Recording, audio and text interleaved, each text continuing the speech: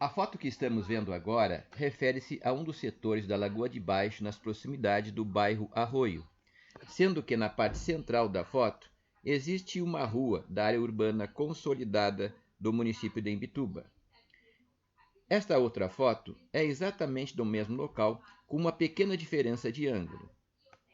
Agora mostramos mais uma foto, também do mesmo local. Talvez vocês não tenham percebido a diferença entre as três fotos tiradas do mesmo local. Por isso, vamos aproximar uma das outras para que possamos identificar melhor tais diferenças. A foto na parte superior da tela se refere a uma situação de equilíbrio hidrodinâmico entre a laguna e o mar, pois a barra estava aberta naquele momento.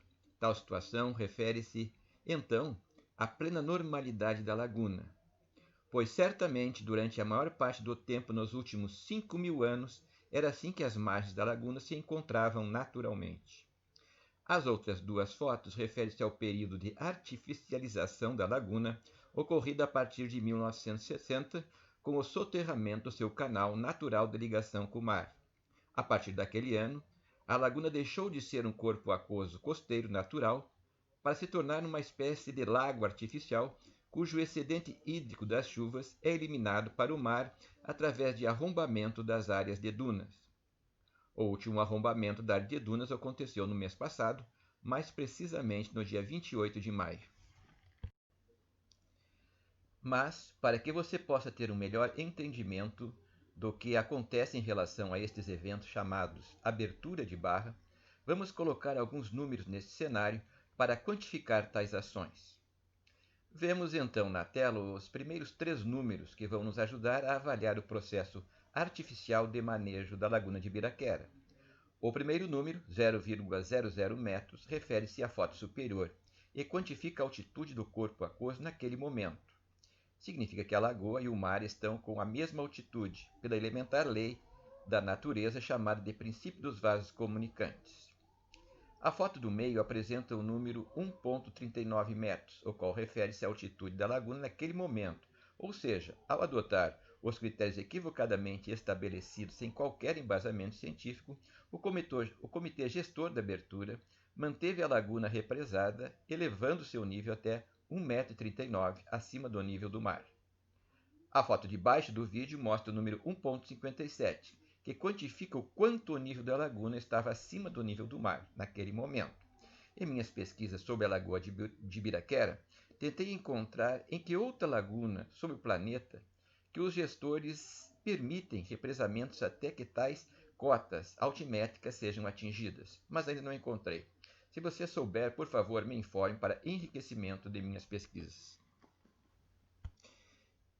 Agora, excluímos da tela a foto que retrata o nível normal de lagoa em comunicação com o mar, para nos focarmos apenas nas outras duas que materializam duas das estarrecedoras inundações da Laguna de Ibiraquera, que vem sendo executada desde 1960. A diferença entre elas é que a foto acima, com 1,39 m, estava acumulando acima do nível do mar um volume de água de aproximadamente 13 bilhões e 900 milhões de litros, mas mantinha as margens da laguna distantes da área consolidada do município, enquanto a outra, com um volume de 15,7 bilhões de litros, invadia a área urbana e fazia submergir completamente a rua que dá acesso às residências dos moradores daquele bairro, que, obviamente, uma ou duas vezes por ano, durante dias e até mesmo semanas, sofrem diversos desconfortos facilmente imagináveis, bem como ficam expostos a acidentes elétricos, o que pode acontecer com eventual queda de fio energizado da rede pública sobre as águas. Vamos informar agora que essas duas fotos não foram tiradas ao acaso, mas refere-se a dias específicos nos quais a barra foi aberta.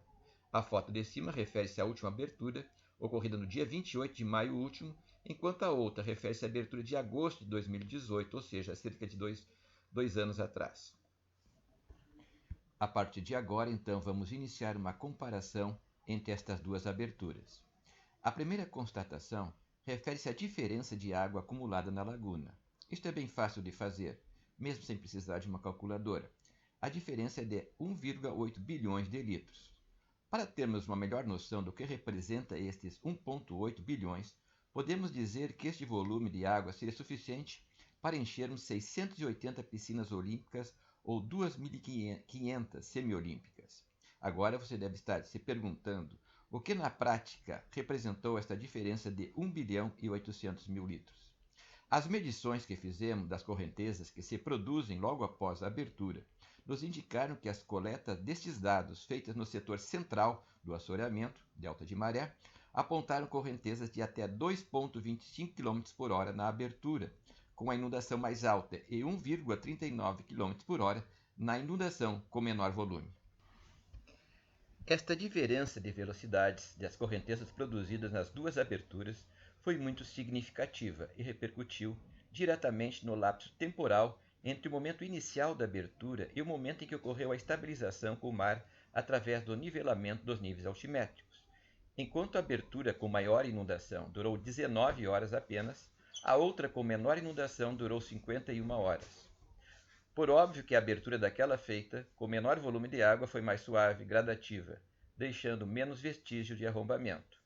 A primeira constatação visual das consequências de uma abertura mais prolongada, gradativa e suave, refere-se à embocadura produzida pela última abertura, que atingiu a largura de 69 metros, enquanto a abertura da inundação maior chegou a arrombar a boca da barra em 139 metros. Este maior desbarrancamento da área de dunas se traduziu na prática como um convite para a entrada de uma ressaca que ocorreu 2 dias após a abertura e entrou com violência para o interior da laguna. A minha estimativa, com base nos dados que venho pesquisando, é que esta abertura causou a invasão de um volume aproximado de areia correspondente a 5.000 caminhões de porte médio.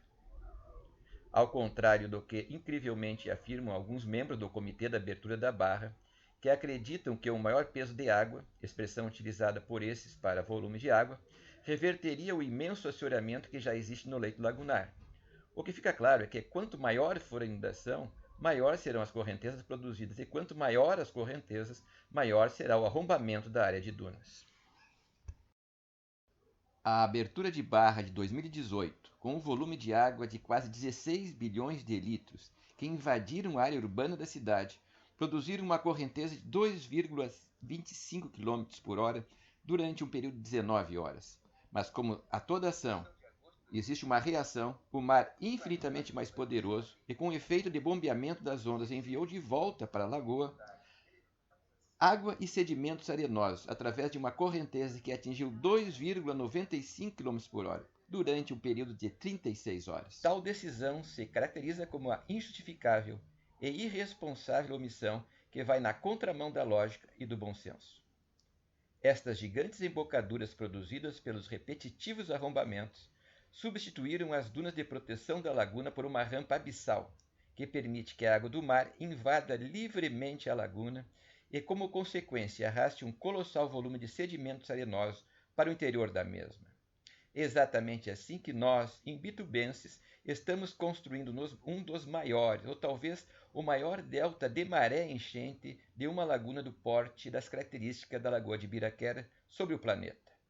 A velocidade com a qual estamos enterrando a Laguna de Ibiraquera, através da troca de uma hidrodinâmica natural por equivocados arrombamentos de barra, deve representar um recorde mundial, o que não deve ser motivo de orgulho para nós imbitubenses. Objetivamente falando, sobre a comparação de inundações com maiores volumes de água que invadem as ruas da cidade, com outras que não chegam a este ponto, podemos afirmar que, com base nos dados coletados cientificamente, a inundação de maior volume, além de irresponsavelmente expor moradores ao risco de morte por choques elétricos, chamou para dentro da laguna, nos dias que se seguiram ao evento, uma sucessão de ressacas, que provocaram o fechamento da barra em apenas 25 dias.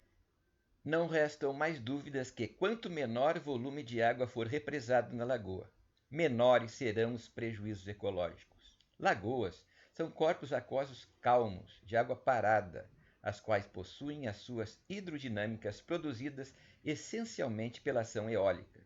Por isso, estas gigantescas correntezas artificiais, provocadas pelas grandes inundações, são tão danosas e necessitam serem urgentemente impedidas.